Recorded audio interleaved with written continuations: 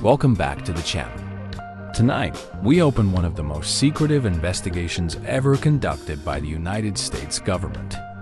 Project Blue Book, a classified program created to study UFO sightings, unexplained aerial phenomena, and the thousands of reports that flooded military desks during the Cold War. What they found changed history. Let's open the files. Chapter 1. Origins. Project Blue Book officially began in 1952, but its roots stretch back 5 years earlier to the summer of 1947. That year, pilot Kenneth Arnold reported seeing 9 strange objects flying near Mount Rainier. Within weeks, the famous Roswell incident would ignite global attention. The U.S. military, suddenly flooded with sightings, realized it needed a formal system to study these mysterious claims. 2 early projects, Sign and Grudge, paved the way, both aimed at determining if UFOs posed a national security threat. By the height of Cold War paranoia, the U.S. Air Force created Project Blue Book to collect, categorize, and attempt to explain these sightings. On paper, it was a scientific program. In reality, it would become one of the most controversial investigations in American history. Chapter 2. Roswell and Early Incidents. The Roswell crash of 1947 became the most famous UFO case in the world. Initial newspaper headlines claimed a flying disc had been recovered by the military, only for the story to be quickly retracted and labeled a weather balloon. The doubts never faded. Across rural America, pilots, farmers, police officers, and civilians reported strange lights, metallic discs, and silent craft moving in impossible ways. Many of these cases were logged years later under Project Blue Book. While officials publicly dismissed them as misidentifications, internally, some reports defied conventional explanation. Early investigators quietly admitted that certain objects appeared to outperform known aircraft. The Roswell incident became the benchmark against which every future UFO report would be measured. Chapter 3. Witness Testimonies. One of Blue Book's most troubling aspects was the sheer consistency of eyewitness testimony. Military pilots described visual contact with glowing discs pacing their aircraft. Radar operators tracked objects performing sharp turns at extreme speeds. Police officers reported landed craft and humanoid figures. Even trained astronomers submitted reports they could not explain. These were not fringe individuals. These were respected professionals risking ridicule to speak out. Blue Book investigators often found themselves caught between what the witnesses saw and what their superiors were willing to admit publicly. While many cases were explained as aircraft, weather phenomena, or atmospheric effects, hundreds remained officially classified as unknown. Chapter 4. Military Encounters. Some of the most alarming reports involved direct military encounters. Fighter jets were scrambled repeatedly to intercept unknown objects.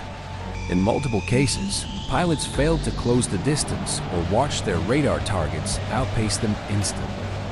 During one wave in Washington, D.C. in 1952, multiple radar stations tracked unidentified objects near the White House itself. Panic spread through the air defense system. Publicly, the Air Force blamed temperature inversions. Privately, radar operators insisted what they saw was solid and controlled. These encounters raised terrifying questions.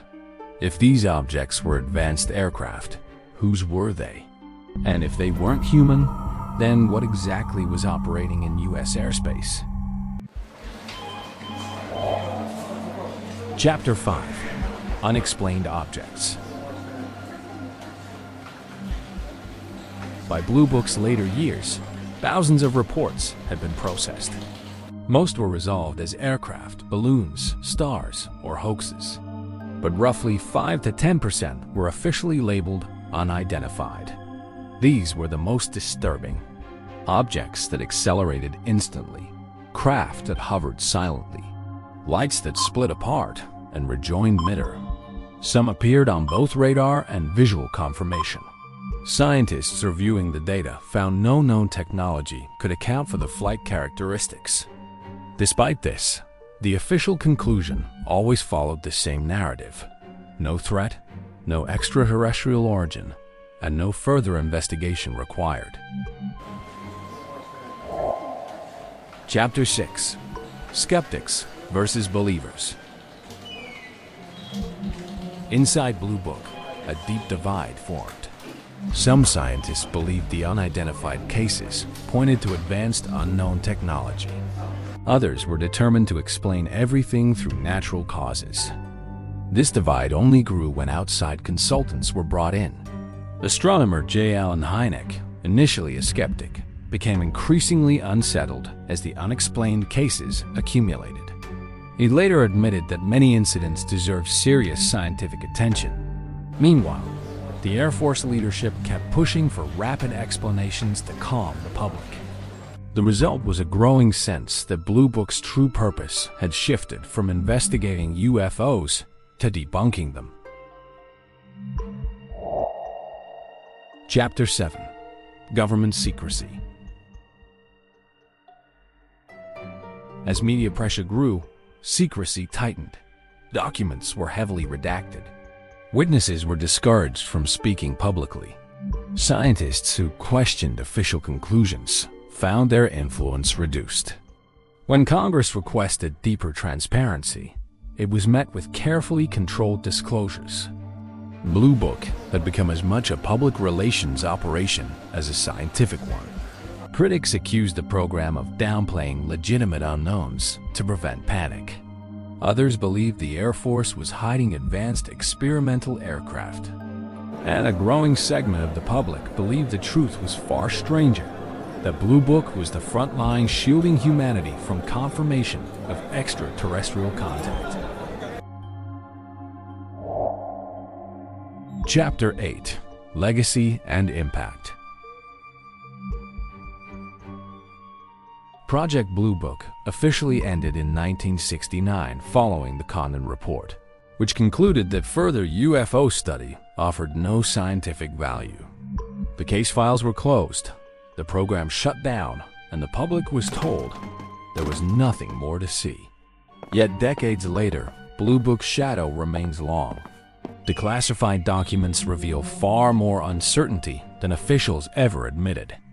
In recent years, the U.S. government has reopened investigations under new programs, acknowledging unidentified aerial phenomena once again. The question remains unresolved.